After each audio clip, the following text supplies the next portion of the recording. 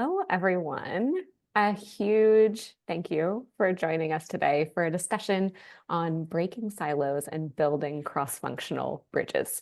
This webinar will last about 45 minutes, after which both myself and the panelists will head over to the Lead Dev Slack to answer some of your questions in the webinar Q&A channel. We may also have time to answer a couple of questions live, so please submit those through the Q&A feature on Zoom. We'll get to them if we can in real time, or we'll bring those with us over to Slack and answer them thereafter. So let's get started with some introductions. My name is Meg Adams. I'm a Senior Director of Engineering at the New York Times, where I have the great privilege of leading the engineering team responsible for their cooking product. I am actually brand new to the Times, having recently moved over from Estee Lauder, where I led the platform engineering group. And before that, I was at Etsy leading some of their data engineering teams. Today, I'm joined by industry experts who are here to share their experiences and insights on building really powerful cultures of cross-functional collaboration. That might not be the only time I do that. I'll have you all introduce yourselves. Jessica, do you mind kicking us off? Sure.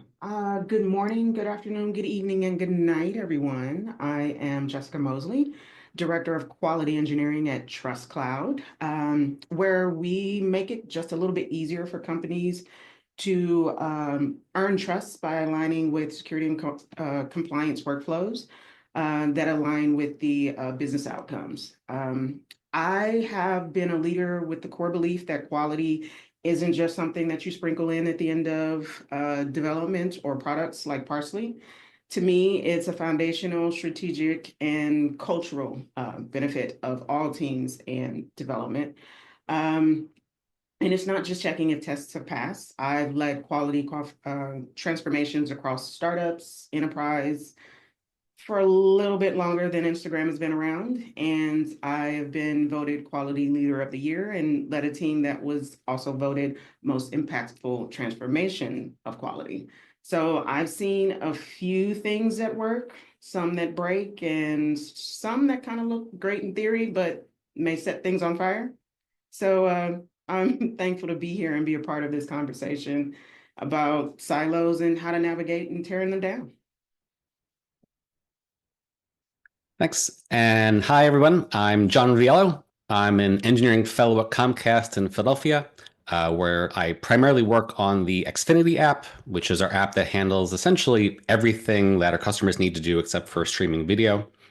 Before that, I did work on our streaming product, both on the web app and did some native stuff as well, and a bunch of other things in my 17 plus years at Comcast at this point. And I'm excited to be here, being the only individual contributor on this panel. My role at Comcast is equivalent to a vice president on the people leader track. As you might guess, there are many similar leadership challenges that I face. And so I have the added benefit or challenge, depending on how you think about it, of having no direct reports to accomplish what I want to do and what I see as important. So look forward to kind of providing that angle to this discussion today. Awesome. I'm Alex Dukes. I'm a fractional CTO working in London, primarily in the startup scene here. As fractional CTOs tend to do, I'm actually working with a couple of companies at the moment. So one is called Manor Medical. So they're kind of a 0 to 1 very early stage startup focused on helping sufferers of rheumatoid arthritis manage their symptoms and live kind of healthier lifestyles, avoiding flare-ups. So working with them very closely, building out their first version of the digital product. I'm also working with another startup who is focused on mental health, solving the mental health crisis here in the UK, which I don't think is common, unique just to the UK. And they're called Towards.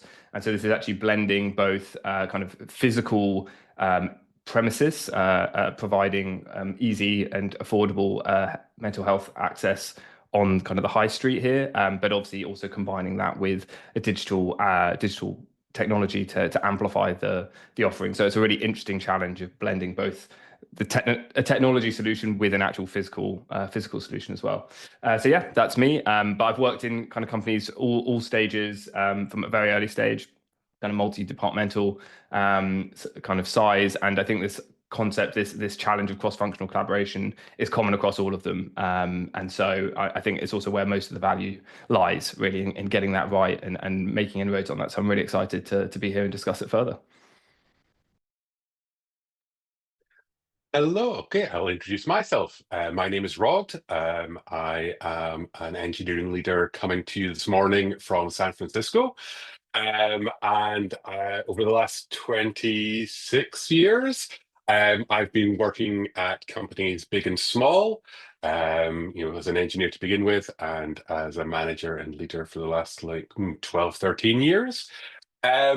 Yeah, worked at places, big places that you've heard of, like Dropbox and Discord, as well as smaller startups, including one that I was a founder at. And in fact, next week I'm starting a new role at Splice. So hopefully I will not say anything today that make them regret the decision to hire me. And yeah, I just love building products and building the teams that make great products. And so, I've worked with lots of different, product folks, designers and product engineers. And I've got to see a lot of the challenges that come with that around, decision making, ownership, setting direction. So really looking forward to chatting about those today and learning from everyone else on the panel as well. And what a panel it is, such a diversity and depth of experience. Thank you all so much. And it's so nice to get to spend some more time with you all. Rod, I'm going to start with you to help us set the stage for the discussion, kind of help us name the problem. In your experience, what are some of the common patterns of conflict and disagreement that occur between engineering and other functions? Yeah, awesome question. I think the thing that most often causes sort of tension and collision between the functions is when the goals and needs of the different groups aren't aligned. And that's something that can be felt at an individual team level where, engineers and the product manager are colliding, but it also ripples all the way up through the org to leadership levels. And I think like one of the most common sort of breakdowns in alignment, there was a framework, Bina, who was my boss at my last two jobs at Discord and at Volley Games, the way she sort of put it is that when you've got a project defined, there's really three levers you can control which affect the outcome. There's a deadline. Usually there's like, hey, we've estimated this, or we need this by a date. So you've got like pure time. When does this thing need to be finished by? You've got quality, the user experience quality, the technical quality, how robust your testing or your infrastructure is. And then there's the scope of what you're building. What are the end set of features? And a lot of the time when there's collision is when there's not alignment on which of these levers is fixed. What can we not change? And what are the ones that we can actively be thinking about? And more importantly, like, hey, would your CEO agree with that? It's like, is it getting this out before the holiday season the most important thing? And even if we cut some features to get this out in time for the holidays, like that's the right thing to do? Or is it, no, the feature set is super important. But if it's a bit buggy for the first version, that's okay. It's only going out to a beta. It's only going out to a small audience. So we're okay with it being a bit buggy for the first release, but getting the timeline and the feature set right, that's important.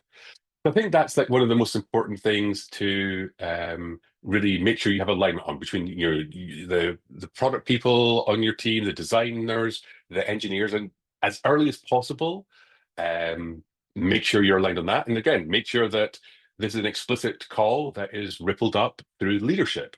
Another thing I think can be misunderstood is that there's a cost to maintaining whatever has already shipped. Like a lot of time, product engineering, we're looking forward. We're looking at what has to come next. But the phrase "keep the lights on." This is what I heard this at Dropbox. I don't know how common this is, but there's a cost to just like maintaining the things already live, like dealing with bugs coming in, handling incidents, that sort of thing. And that's going to take time for your team to do.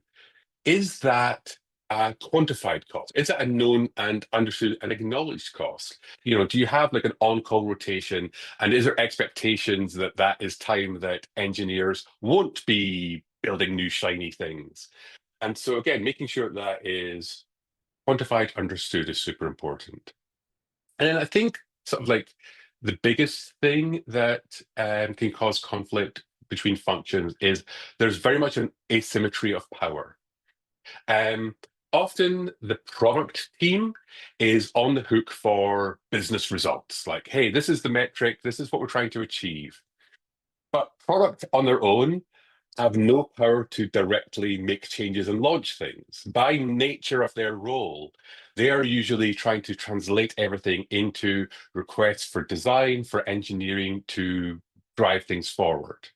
So their work is like most broadly understandable by non-technical people. Like, did we launch the thing? Did the thing have the result we expected? But they have the least power to actually make it happen. And so engineering, on the other hand, has a lot of responsibility to ship, have all the responsibility, but sometimes it feels like because their work is less understood, that it can feel like, all right, product just set the roadmap, and then we're on the hooks for when things are late. We get blamed because things were buggy, and we don't get the time to make things better because product are just pushing ahead with things. And so engineering can kind of get into this state of like almost like learned helplessness. And in fact, both sides can have this, where it feels like, oh, I have this responsibility. I am being blamed for things, but I don't actually have the power to change it. And so I've kind of seen this commonality, like when I've joined organizations and been told, oh, we don't have time, engineers saying, we don't have time to write documentation or to write, product don't ask us to write tests. And so we have to kind of sneak the engineering work in around the product requests. That can be really tough to reason with, and to, again, can feel powerless. And so the thing that I always kind of try and push people on is that rational people generally, when presented with the same information, largely would make the same choices. So when you are in that state of, I don't understand why this person is doing this thing, or I don't understand why, we're being, forced to do this, or why this person's unhappy with this. The most important thing you can do is try and debug that, is debug the lack of information. What do you know that they don't, or what do they know that you don't? And help people debug that asymmetry and make sure the information is flowing. If I could push for like one thing that people take away, it's that defining a common language for setting priorities of work, whether that is engineering work, or that is product and feature development, or that, whatever that is, start defining that with the same set of priorities and as early as possible. It's not, hey, product come in and say, these are all our goals, we have to do these things, and engineering go, right, we're going to do that, and then we'll fit our stuff in around it. Say, what do we need to do? What are our important things? And have that be part of the same discussion. And again, that requires VPs and directors to be taking that seriously first, because we need to be doing that before we can expect teams to be acting this way. So like a tool I really like is defining like P0, P1, P2, to define your priority levels and then apply that to everything. So the framework, I got this from someone at Dropbox, is that P0 is, this must happen this quarter. Like we will work on these things and we will move people off of other projects, P1 and P2 things that we think are important, but to make these things launch. And we expect this quarter, 100% of everything we task P0 will get done. And then P1 is, we really want to get this done. This should happen. And so, but we might deprioritize this to make the P0 happen, but P1, 85% of this should get done. And then P2s, yeah, we want to get this done, but might not get to it. So maybe 50% of these get done, but defining that kind of thing. So it's not just P1 is just everything we think we can do.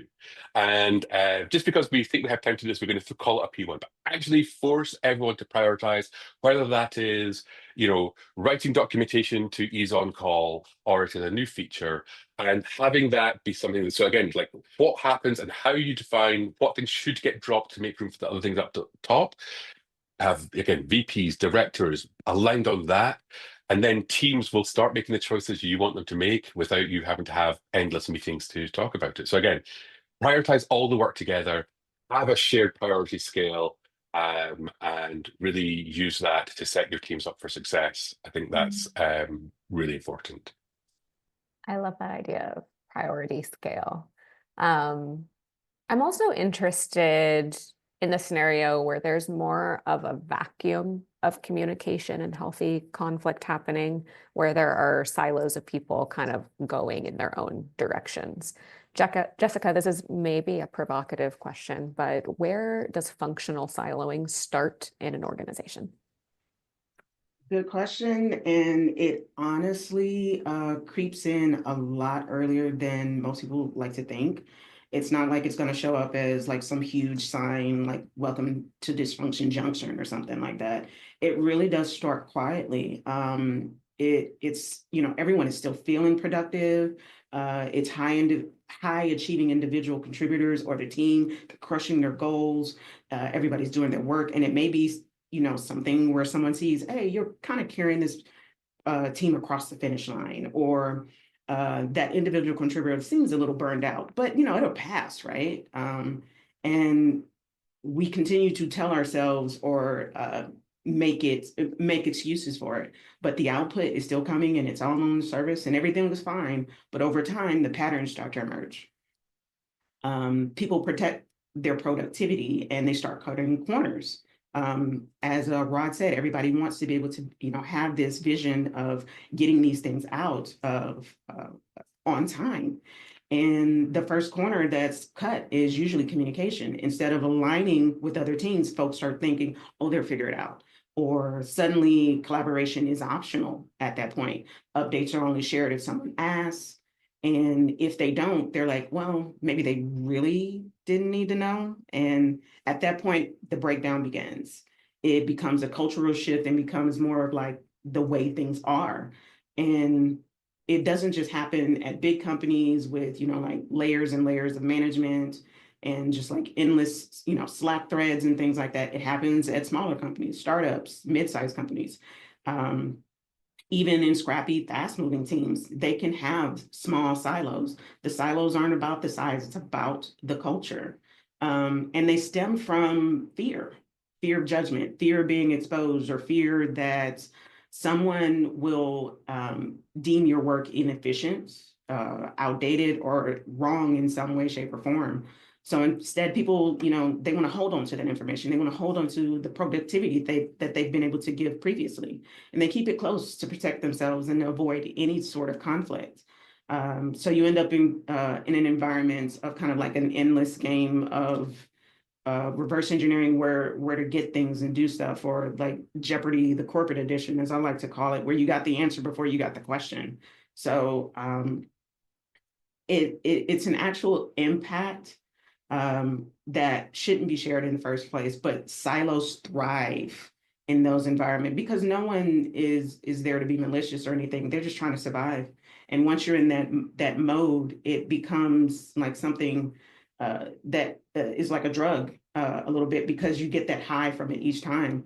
And I believe, like in the last few years since quarantine, this has been something that's been on steroids, where it's sort of like validation became highly sought after as some sort of currency because they were devoid of that human connection, and having that knowledge, that information that somebody else had to necessarily come to me and protect. That's where that silos, cropped up a little bit more than they probably would have in previous instances of, face-to-face communication and direct understanding of everything. And going back to what Rod says, when you have that common knowledge or that common language, everybody understanding what is going on and how it's supposed to be makes things a little bit more murky when you're not in that same space, or continuing the previous cultural livelihood of everybody understanding what's going on, where we are, and what the benefits of that are.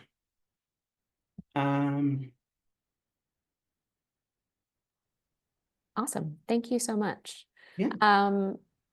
Alex, as a leader who works with a variety of organizations, I was wondering if you had anything else to add that Jessica didn't touch on. Have you noticed ways that the challenge of cross-functional alignment differs between smaller and larger organizations? Yeah, I mean, Jessica already touched on this a bit. A lot of the issues she highlights kind of you see from small to large. And I think the key point, the key commonality there is this idea of fear, right? That actually a lot of this breakdown, this kind of turning inwards rather than outwards, is an expression of fear. And the hard thing about collaboration is communication. And so, and good communication requires vulnerability. And being vulnerable is scary, basically, exactly as kind of Jessica already alluded to. And so I think what's really interesting is that, when you see, I think the key, when you see is the same issue of this of fear of not being able to feeling able to communicate, but how it can kind of manifest does, I think, the quality of it can be different depending on the size of organization. I mean, I remember working on a team, part of like a larger department. We had kind of product teams, working and working with the designer on the team who, I was experiencing essentially a lot of conflict with her. She was, feeling increasingly frustrated. We were having to chop and change some of the priorities. Features that she was designing were then having to be shelved because, people were leaving the team and business realities were changing. And so she was getting more and more frustrated. And, in my mind, I'm explaining all this. It's all very reasonable and I can give all the explanations. Didn't matter. She was getting more and more frustrated. And it kind of occurred to me after, a few weeks of this tension building to basically ask, well, okay, what are you worried about here? What's scaring you in this? And she was still relatively junior. I think this was like her second job. And she just said, I'm worried that all these designs I'm doing are never going to make it to production. And like, I need this as part of my portfolio, right? This is part of how I develop, how I, what I can showcase.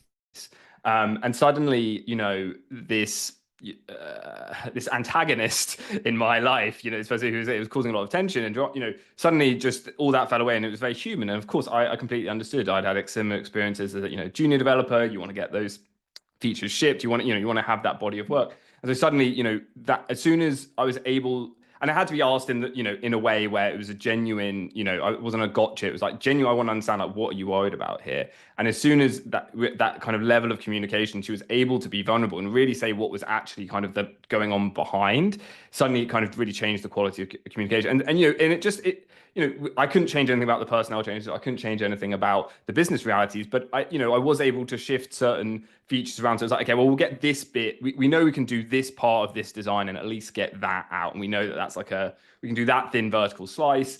And, and so, it was a recognition that actually all things being equal, we can get this done. And that actually, that kind of helps you in your goals and the collaboration kind of really improved after that.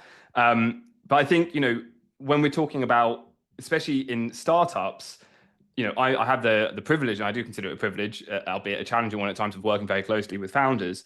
And I think when you're working with, usually a startup is a reflection of kind of the personal is the political. The founders, their personalities and their working relationship really has a huge impact on the rest of the organization. And I think what's really interesting with certainly like earlier stage startups is, actually the kind of traditional silos, or, maybe you have a bit of a breakdown between product and design and engineering and marketing, or, whatever these functions are. Actually, it can map much more closely to the founder. So one example I'll give is we had two founders, one who's very focused on the kind of BAU, selling the existing product, getting, expanding existing contracts. And then there was one who's more future focused, and basically what the kind of big vision was to take the existing product and kind of turn it into a platform and start selling that. And this was like a really big play. And so there was this idea of we're building our own internal platform and we'll take this to market. Now, the problem is that there was just a breakdown of communication between these founders. And so we had an internal platform that was meant to be going to market, but was nowhere near ready for market. And it was also failing the internal teams for whom it was meant to be an internal platform.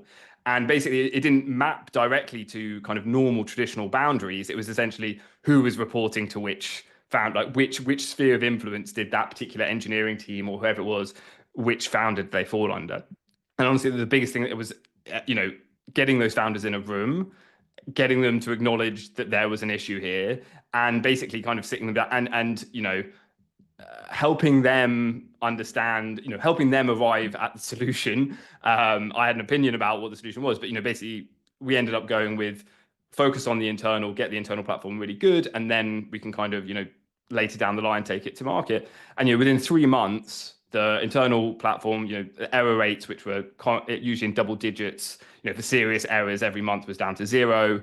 All the other engineering teams were really motoring. They were shipping like literally new product verticals every few weeks. It was, and so it was. But all of this just came from that conversation, and I think, I'm sure this is true of bigger companies, but I think it's really apparent in startups if you can bridge those those communication lines between the founders, that can really really transformative change really quite quickly because of the impact they have. So yeah, that's kind of the main almost difference I'd see potentially between some larger and smaller scale. And certainly where I enjoy working is being able to have that impact. Thank you so much for sharing, and so many shared patterns across the board, regardless of organization size. John, I'd love to hear a story from you. Can you tell us about a time you needed to resolve cross-functional conflict between teams from your seat? What did you do and what did you learn? Yep, absolutely. One thing that comes to mind is, so I remember a number of years ago, there was a web app that was previously built elsewhere in the company. And we were going to be taking that web app into our work. We were going to own it because it was just aligning better with the goals we had and the work we were doing at that time. So within our org, there was an assigned product person, UX person, engineering team to kind of maintain that. And when this happened, product and UX saw this as an opportunity to basically reimagine the experience to better meet their goals they were trying to accomplish. And now often with my role, I wasn't actually directly involved with that team, but I'm often consulted with. And I heard from the engineers that were assigned to this project that like, hey, this thing that was being proposed as far as the redesign goes is kind of overambitious from a design standpoint. It would be a large effort. And to Rod's point, like there was a date that they wanted to ship this redesign, and this is just to be like, this is going to blow it out of the water as far as the timeline goes. And it so happened that same week, I ran to the product owner of this, someone that I had a good relationship with initially. And he's like, hey, John, I want to show you what we're thinking about. I want to show you what we're planning on doing. And he showed me the designs and this mock-up and these animations. And I'm just like, yeah, that's kind of a bit over the top. You sure we can actually make this date? And is this important to you? And we got to talking further, and we agreed that we should, because we have this UX team with access to customers, like build a prototype on the UX side, a workable demo, and let's show it to customers to see how they respond to it and get some feedback on that. So we actually did that. And I was happy to say that when that results came in, I was actually totally wrong. It was overwhelmingly like, yes, this rich design was actually going to meet the needs better than what we could deliver in the time. So we agreed like, okay, this all makes sense. We will spend the time to do it, but it's going to take a little bit longer. So we all kind of shook our heads and agreed that yes, this is it. And then everyone was bought into that, which was great to see. And the interesting thing was after we launched, in our company Slack channel, there were a couple comments just like, hey, saw the new web app. Why is it so crazy like that, type thing. And I would immediately jump into those comments, be like, hey, actually, I had the same thoughts. So I saw the design, I'm like, this is kind of a bit much, but we did user testing and this is the right thing to do. And our customers love it. So as far as what I learned from that experience was that, that public defense of the team really made the team kind of work together and build that trust. So as leaders, what we say in those public forums, it carries a lot of weight. So when you are working with others through cross-functional conflict, if you see an opportunity to go ahead and highlight that, absolutely do so, because it really builds that trust even more and enables those individuals to work through conflict again in the future, and really helps you as a leader to kind of be the person to go to help resolve those conflicts. So nice. And I would say experimentation and working from data certainly gives cross-functional groups that shared language to work from. I do want us to talk more about some of the shared metrics cross-functional groups can use for alignment, but let's stay here for just one more moment. I'd love to hear just one more story about resolving cross-functional conflict, and especially one where you pulled in specific tools, tactics, or behaviors we can learn from. Alex, anything for us? Maybe?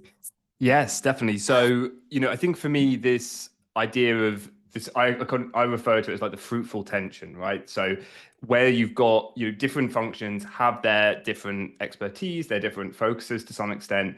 And so, whenever you've got this interaction between them, there's going to be a natural kind of push and pull of, well, we think this is important, we think this is important. And usually, somewhere in this kind of ever shifting